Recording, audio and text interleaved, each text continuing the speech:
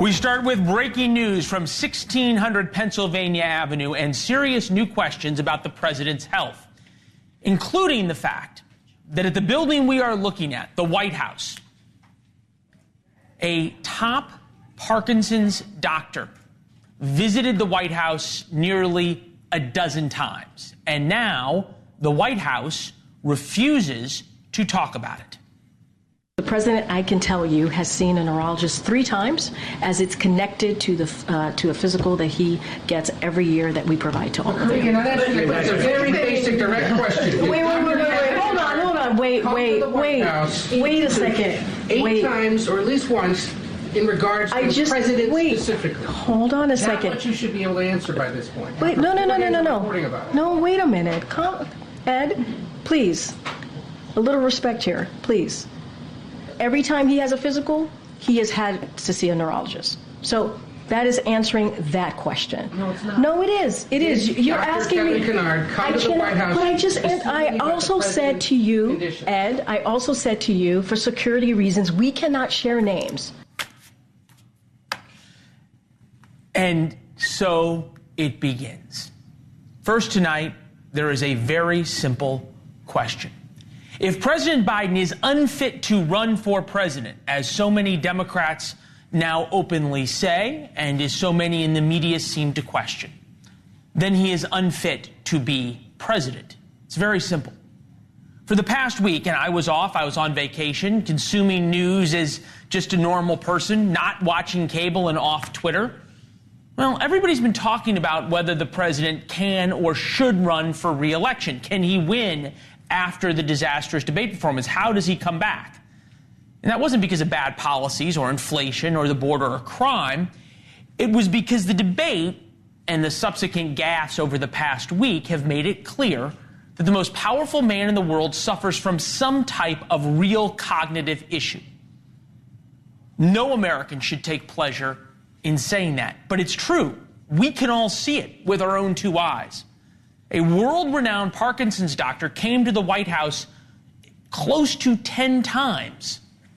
The White House will not say why. The question is not whether Mr. Biden should run for president. It's whether Mr. Biden should have the nuclear codes. Any morning at 3 a.m., the phone can ring. Adam Smith, the senior Democrat on the Armed Services Committee, just said Biden should end his bid for re-election. 9 Democrats in Congress say Mr. Biden shouldn't run for re-election. They say that publicly, and we're told there are many more who say it privately. So if Biden is unable or unfit to run for re-election, how is exactly that he can remain president? And this is where we go from a partisan issue to a nonpartisan issue.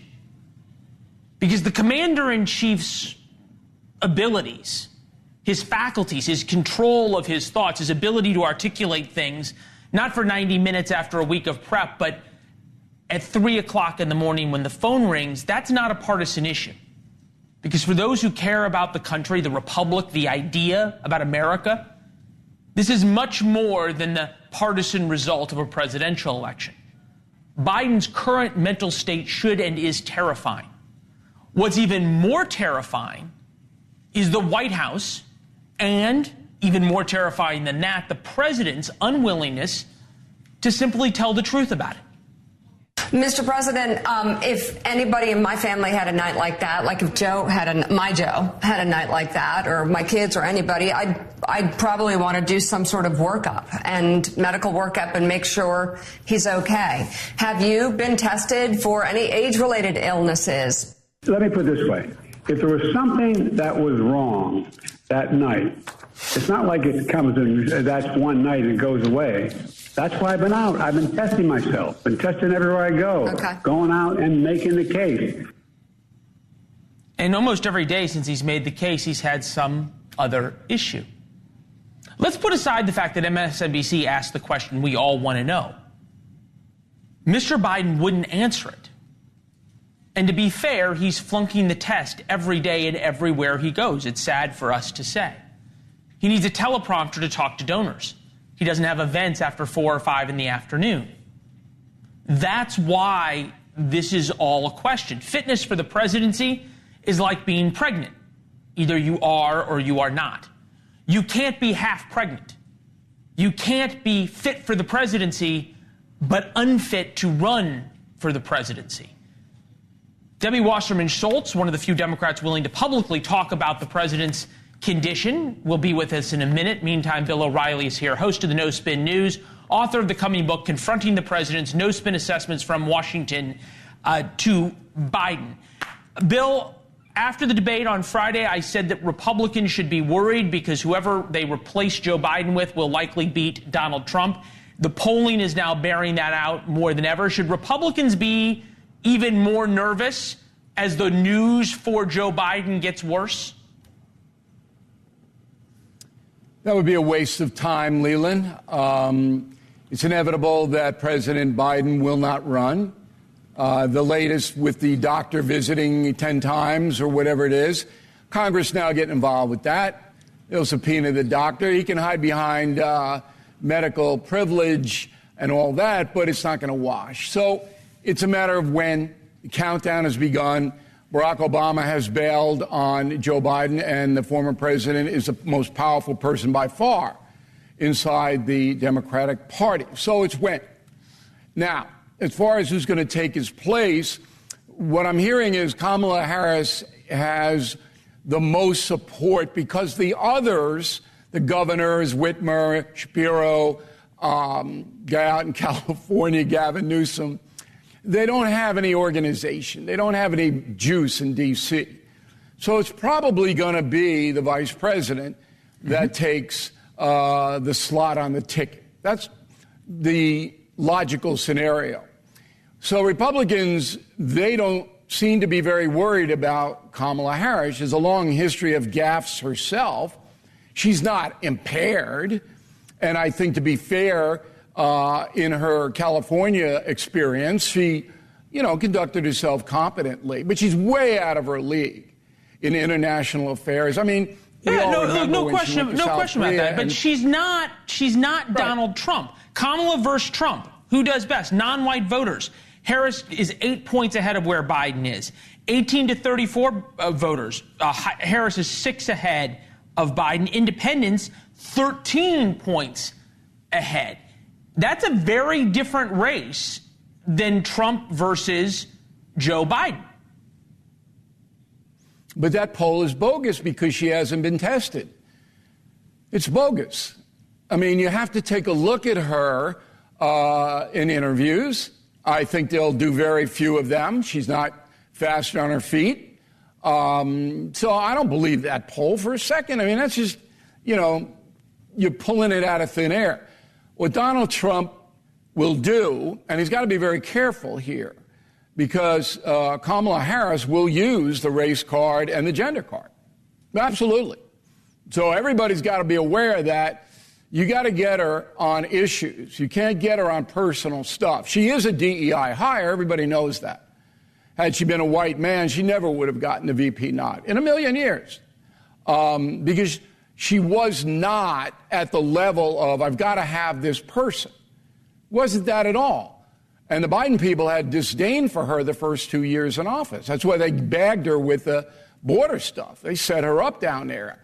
And I made a statement today on my program. It's not fair to Kamala Harris. She's not the problem with the open border. It's Biden. And Biden dumps this in her lap. She has no clue. But anyway, the dust will settle after the Democratic convention. The drama now is, what day, Leland, you can't go on vacation anymore, is Biden going to do an LBJ?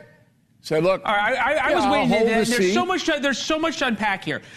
Part of this is the media, right? We played at the top of this, Ed O'Keefe of CBS, doing what the rest of the White House press corps is doing in the past week, which is becoming journalists. And for 3.5 years, they had given Joe Biden a pass on so much, including on health issues. And now all of a sudden they're doing their job. In fact, they were also shouting questions at Jill Biden earlier today because she's out at a campaign event. Take a listen.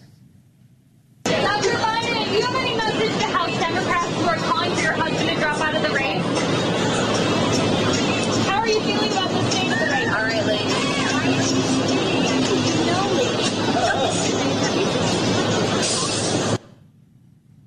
She's said, let me just talk, and then she walked away. At what point, right.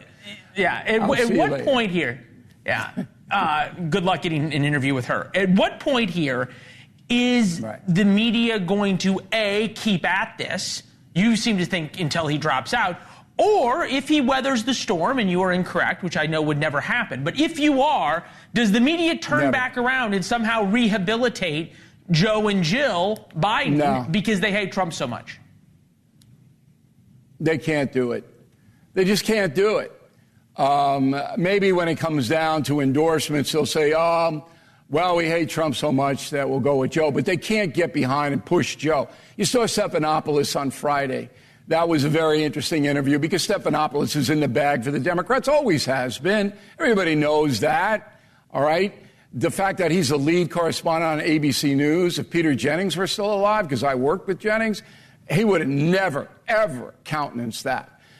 But Stephanopoulos asked him the question, hey, would you submit to an independent cognitive test with a doctor? And all Biden had to say was, sure, but I want Trump to do it too. Right? That's all Biden had to do. No, as John Belushi once said. So Americans who pay attention, Leland, and unfortunately that's less than 50% of the voting public, they know that Biden is not capable of running the country anymore. Now they have to make a decision.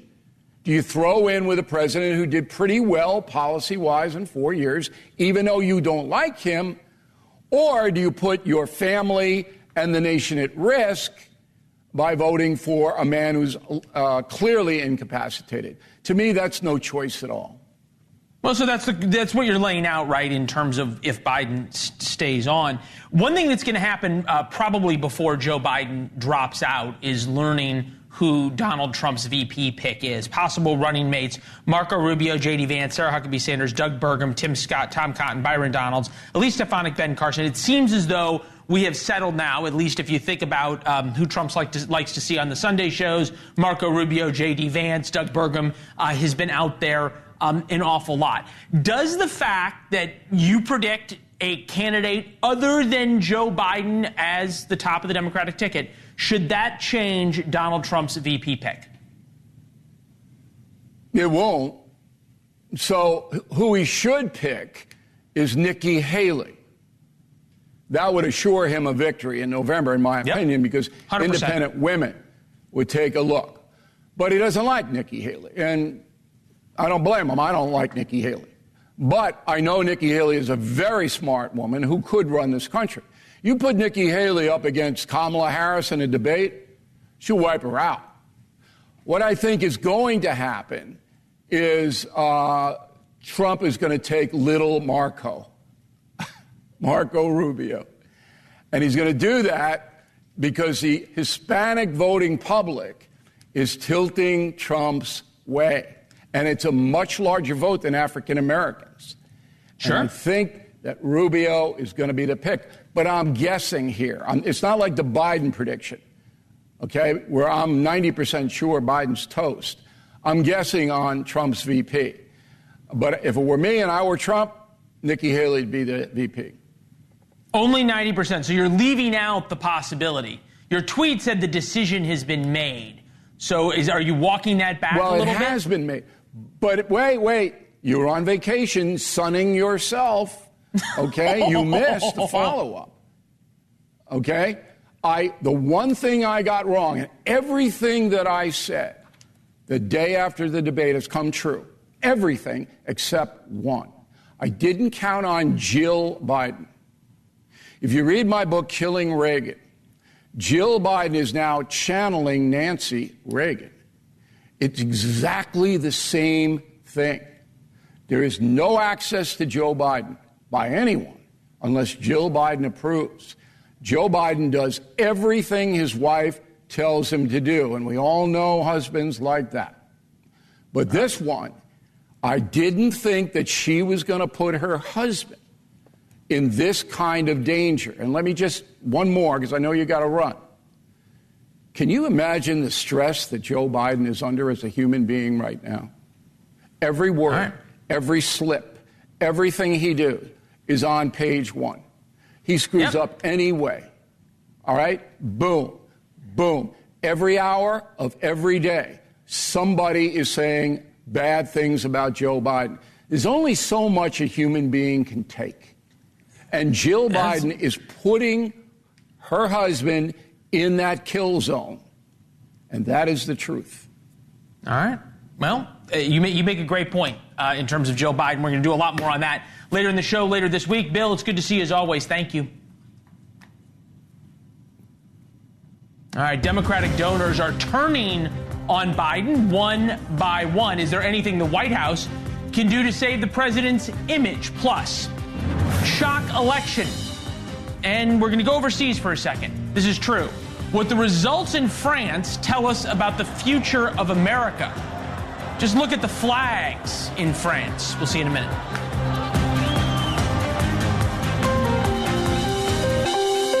Richard Nixon resigned when congressional Republicans came up to Capitol Hill and said enough. That's it. And every day we are getting closer to that, not farther away. Here's President Biden this morning. They are saying that you should step aside. So what is your plan of attack moving forward? These are pretty big names. To go out and keep doing their big names, but I don't care what those big names think. They're wrong in 2020. They're wrong in 2022 about the red wave. They're wrong in 2024. And come out with me. Watch people react. You make a judgment. Chris Cillizza is with us, journalist, senior advisor for the DGA Group. Welcome back. Hello, my friend. Hello. Isn't this like Trump talking about his crowd size? Oh, my. So, okay, I went through the transcript. I'm so glad you said that, because not only did Biden say in that clip we just played where he said, the enthusiasm, he literally says, I went to Atlanta, I went to Charlotte, you should see the crowd sizes. And I'm thinking, this is exactly Trumpian. I mean, this is the thing that Democrats went wild about, that, and somewhat rightfully so. Donald Trump would say, like, well, I can do whatever because I get big crowds. It's like, well, you can't necessarily do that. And the same thing goes for Biden. Just because people came to a rally after the debate in North Carolina and he was pretty good by all lights doesn't mean anything, right? The question is not, is Joe Biden out of it all the time? There's very few people except on the extreme left and the extreme right saying that. The question is, how often is he in a state like he was during the debate?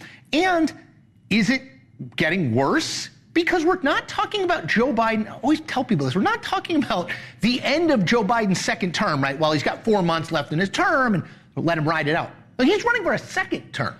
I guess to the other point, though, and this is where I feel like so much of the conversation of the past week has missed the point, which is, if he is like that, like he was in the debate at any moment, right? At 3 a.m. when the phone rings, if you don't know which Joe Biden you're getting, how is that not disqualifying as president today? So I will say I'm stunned, candidly, that he's still the candidate. I thought, having watched that debate, given everything, right, it wasn't just the debate. There were 18 months of polls that told us the average folks were concerned about his age and his competence. You don't think we can put the genie back in the bottle? I don't. And it seems odd to me that Democrats, including elected officials who are going to be on the ballot, aren't saying we can't put the genie back in the bottle, because I'm with you, Leland. Like, if you look at... we have one of those coming up, which is Debbie Wasserman Schultz. She may be listening right now. What would you ask her? I'm taking notes here. Sure. I would say, are you completely confident that the Joe Biden we saw in the debate is not possible for that to happen between now and January 2029? And if you are, how are you? What gives you that confidence, that certitude? The thing, I was in the green room thinking to myself, I can't believe I'm agreeing with Bill O'Reilly, but I'm agreeing with Bill O'Reilly in the sense that I do think the way out for Biden, if I were him, is take a cognitive test. Show that you are in fact... Go ahead. Sorry. Next point. We always talk about the quad box, right? CNN, MSNBC, Fox News, NewsNation. All were playing the news conference today, questions about the president's cognitive health.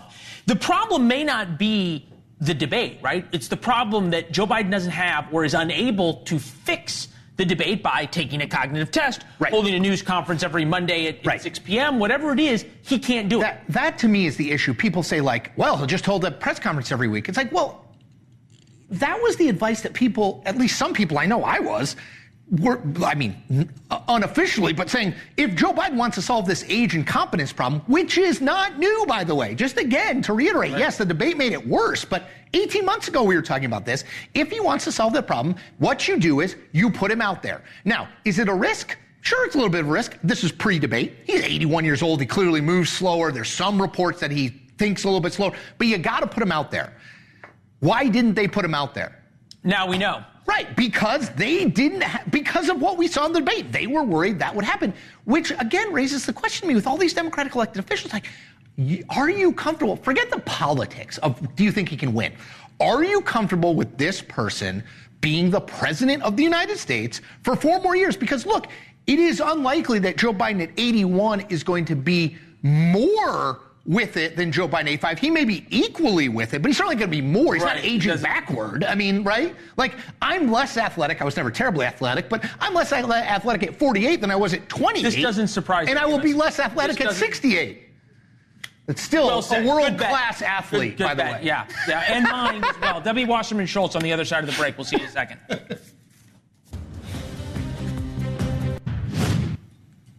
Things for Democrats in Congress have gotten only worse over the July 4th break. This is their first day back in Congress, and every one of them has been hounded about questions about President Biden's mental health and his coming re-election campaign.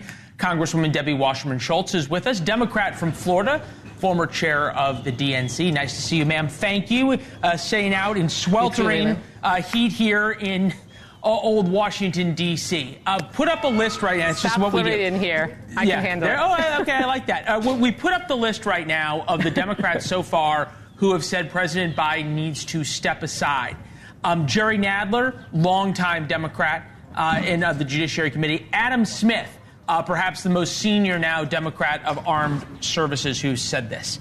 How do you stop the bleeding and more defections in the Democratic Party, as you are someone who supports President Biden continuing?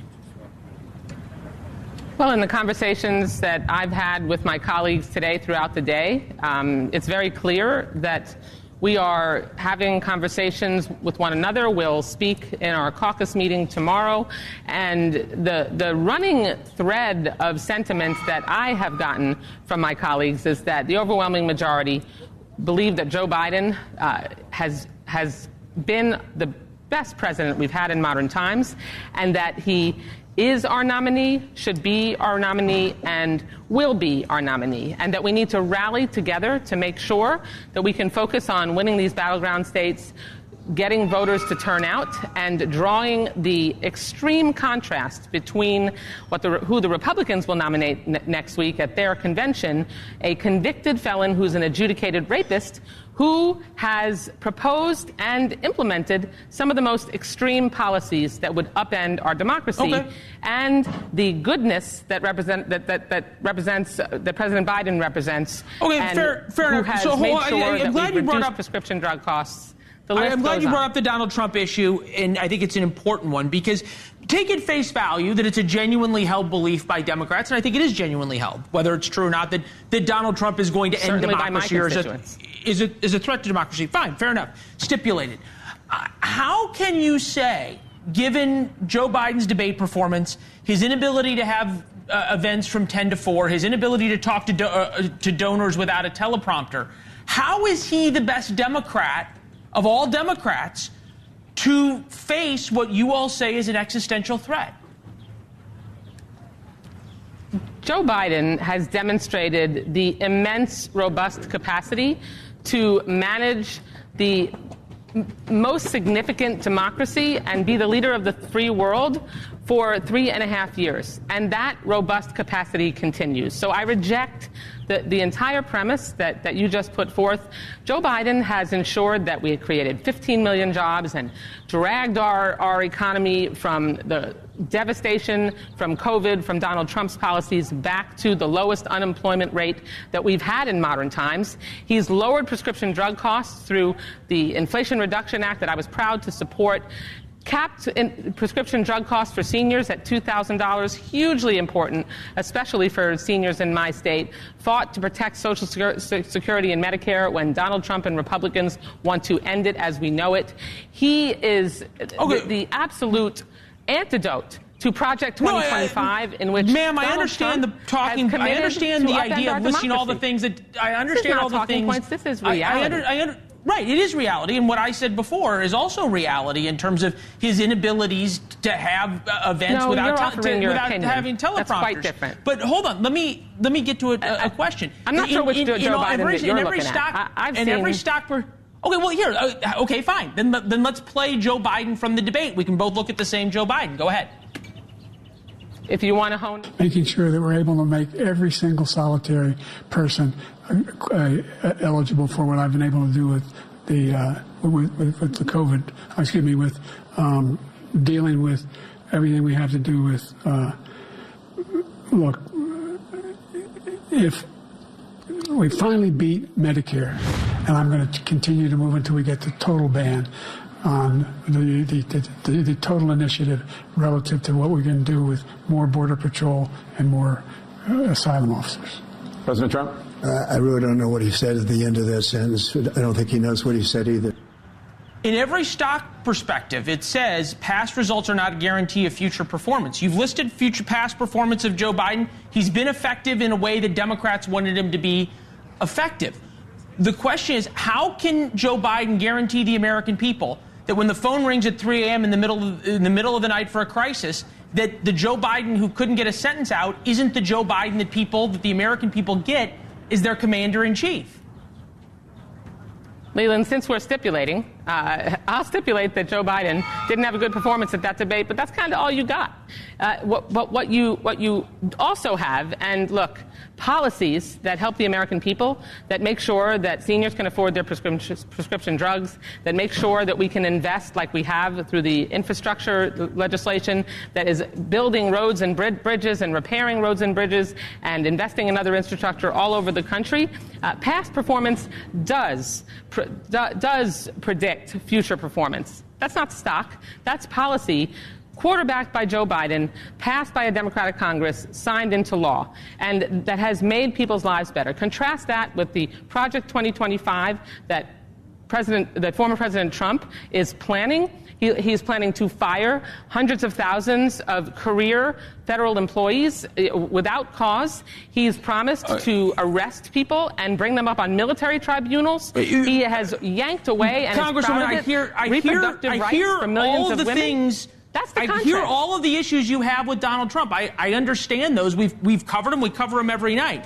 But the issue about how Leland, Joe Biden is going to be as a commander-in-chief going forward is a different question. Adam Schiff, of all people, no fan of Donald Trump, he's really questioned whether or not Joe Biden has the ability to change the minds of the American voters and prove to them that he's able to do this the next 4 years. I believe we have that soundbite as well. Take a listen.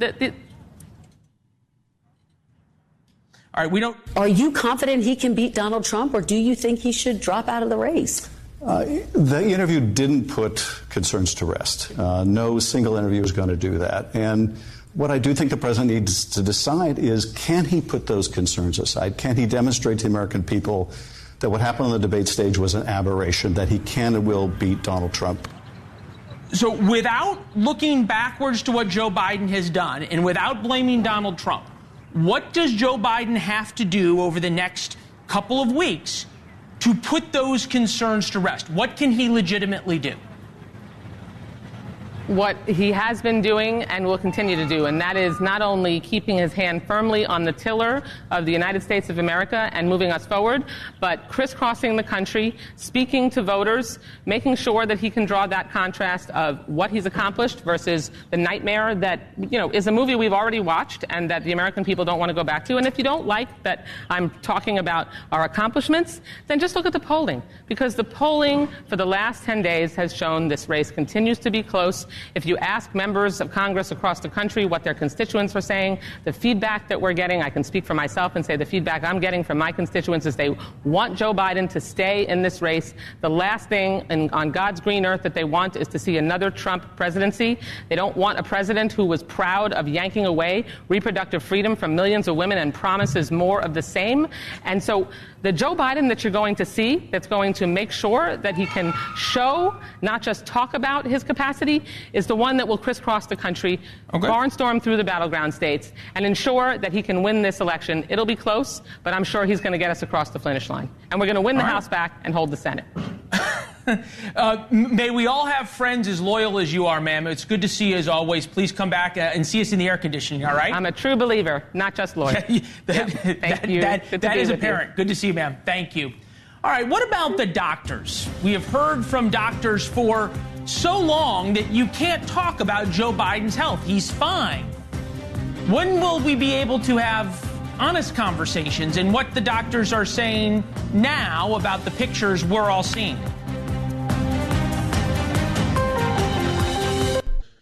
The Hunter Biden laptop, that was Russian disinformation. If you talked about him, you got banned from Twitter. It was wrong. Well, those conspiracy theories are now fact. President Biden also, back then, if you talked about his health, it was a conspiracy theory. In fact, in 2021, former White House doctor and now Congressman Ronnie Jackson was labeled a nut for pointing out Mr. Biden's mental lapses. Last week, 3 years later, without an apology to him, I might add, CNN caught up. And I've been saying this from the very beginning. I've been saying that something's going on here. I was saying this when he was candidate Joe Biden, and I've been saying that it's only going to get worse. And guess what? We're watching that happen right before our eyes right now. I think that the question really being raised is, have we been looking at episodes, intermittent episodes, or is this reflective of some sort of deeper underlying condition? With us now, Dr. Drew Pinsky, Chief Medical Board member, known for his self-titled television show, Dr. Drew.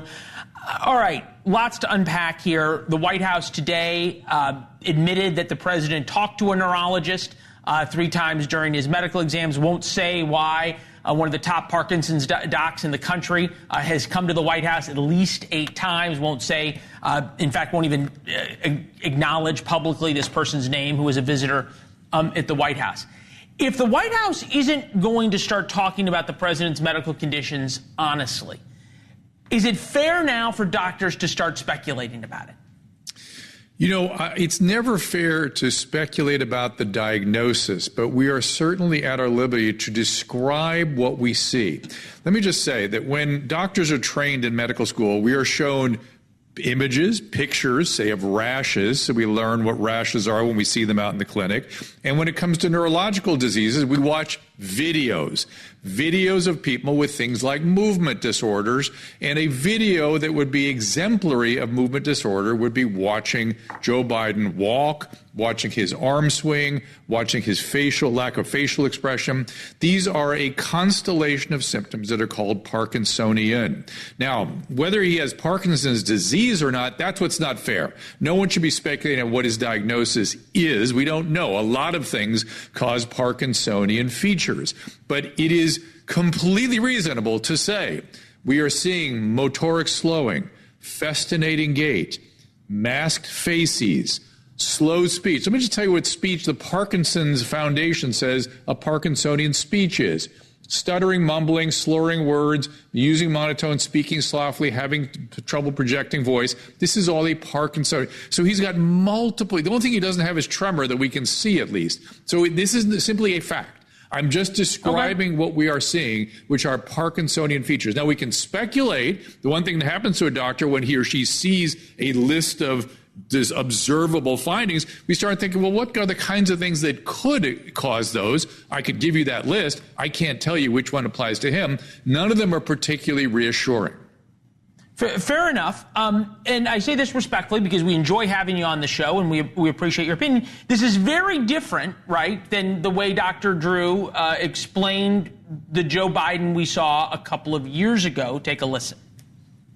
I see normal aging. Everybody's making a lot of it, but it's normal aging. When you get older, particularly males, they have de-repression. So impulses can't be screened out because of the way your frontal lobe functions, and it comes out. And people want to say it's something more serious. It's not. It's just normal aging. That was 2 years ago. That was in response to some of the behavioral changes, which I would argue is still the same. Now we have an evolution into motoric manifestations that are what does motoric not part mean? Of normal. He's got stiffness. You see how he freezes all the time. He has a waxen face, which is called a masked facies, which is part of Parkinson's. He has lack of arm swing, and the way he holds his hands are frozen. He can't alternate movements quickly, and he has a shuffling, festinated gait. I'm describing what you're seeing. Okay. Everyone, those are the features we're seeing here, and those are not, underlined, not a normal part of aging. They are part of Parkinson's disease, but they're also caused by a series of many, many other neurological disorders, but it is not normal. The fact that they're gaslighting with this is deeply disturbing. The cognitive part that goes alongside of this, look, they're doing him a disservice because oftentimes with Parkinson's, the way speech is affected, it can look like there's a cognitive problem. So they could easily say, look, we've got a cognitive issue, we've got a motor issue here, we're going to treat him, he'll be able to express himself more clearly. And the fact that he waxes and wanes to me suggests that he is getting medication perhaps, but according to his press secretary today, no medication, which if that's true, that's a grave disservice to this man. That's a grave disservice. Problem if he does have Parkinson's disease is 4 out of 5 people with Parkinson's disease eventually get dementia. And remember, he had an aneurysm. Let me get you to the medical ethics here question.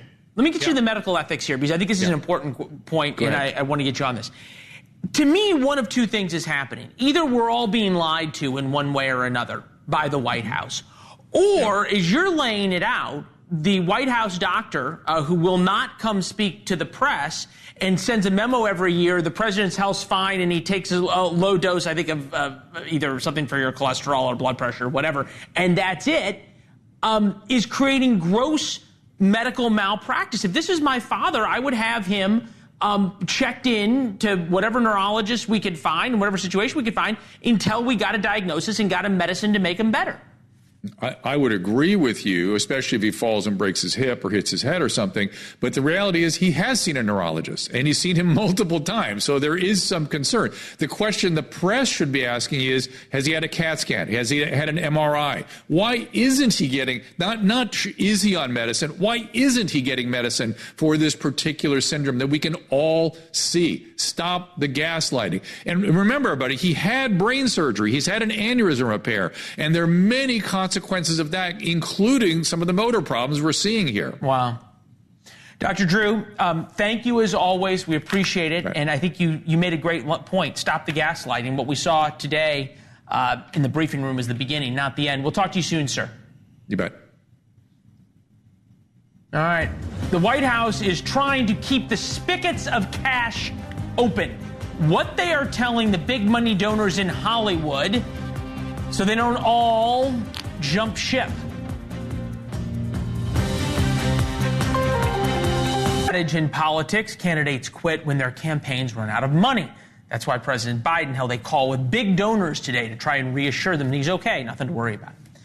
Since the debate, big Democratic donors have said enough's enough. Netflix co-founder Reed Hastings gave $1.5 million back in 2020. He's out. Media mogul Barry Diller, $620,000 this year, only $100,000. Disney heiress Abigail Disney, nearly $350,000 in Democratic causes. Now she says he's out. She's out. Damon Lindell, showrunner of the Lost and Leftovers, gave $75,000 in 2020 and now says no more. Big Biden-Harris supporter Rob Reiner wrote on X, "It's time to stop effing around. If the convicted felon wins, we lose our democracy. Joe Biden has served us with honor, decency, and dignity. It is time for him to step down." Former DNC Communications Director Adam Hodge joins us now. It is good to see you. Thank you. Yeah. Look, for the past week, I think we could all agree that everyone in the Democratic world has tried to batten down the hatches. President Biden has as well. The campaign has. They have tried to rally the troops. The defections continue. At what point does it become unsustainable, maybe, is the right word? I think at the end of the day, Joe Biden has the delegates. He needs to be the president, the nominee for our party. He's made clear he's not stepping out. Today was a pretty objectively great day for the campaign, the best day they've had in a while. What I heard from the campaign coming out of their meeting with their big donors today, the question was not, do we go forward? The question was, how we go forward. So they seem very clear, very set. They're going forward. President Biden said he's going to be the nominee, and they've raised a ton of money. They have the war chest that they need to run an effective campaign. The grassroots support, I believe, is real. What you've seen since the debate. So they're going to have the money. The poll numbers are out. This was part of Joe Biden today on MSNBC out with you could say an attack on members of his own party, talking about the elites. Here you go. You guys, but about the elites in the party, who they know so much more. But if any of these guys don't think I should run against me, go ahead, announce for president. Challenge me at the convention. Okay, well, challenge me at the convention, silly. We all know that that's not going to happen. There's the irony, of course, of talking about the elites while on Morning Joe at MSNBC. Who exactly are the elites he's talking about? He's talking about the donors and the folks who've been talking a bunch of noise over the last few days. Look, I think what's clear, look at where members of Congress are. Not a single member of the Congressional Black Caucus has called for him to step aside. Jim Clyburn, Maxine Waters, they've all said, stay in the race, we're for you. The people around the country are for you. Not donors in New York or California. Only members of Congress in New York and California and Washington on the coast have called for him to step out so far. He's meeting with the CBC tonight. I would bet my money that they're going to have a bunch of support coming for him out of the campaign. Catherine Cortez Masto in Nevada, Stephen Horsford in Nevada, battleground state. They're both said they're still in on Biden. But isn't that true? And I'll give you the last 30 seconds. Isn't it true in every race? I mean, you and I have been in enough political races, right? Where everybody is all in on the night before Super Tuesday. No matter what, we're going to the convention, and then all of a sudden you see some polling or you have a bad night and everybody goes, okay, now's the time. You're all in until you're not. Except they'll take the Bloomberg poll over the weekend that showed the race tied and him gaining in battleground states. It's going to be tight. They're going to have the money they need to win. It's up to the president to tout his record and tout all the reasons why he should be reelected. All right. It's good to see you. Thank you very much. We appreciate it. Boy, who said July was going to be uninteresting and boring? Normally the week before the conventions is one not of news. It's only Monday. Here we go. Warnotes.com for our daily newsletter. I'll see you tomorrow night. Here's Chris.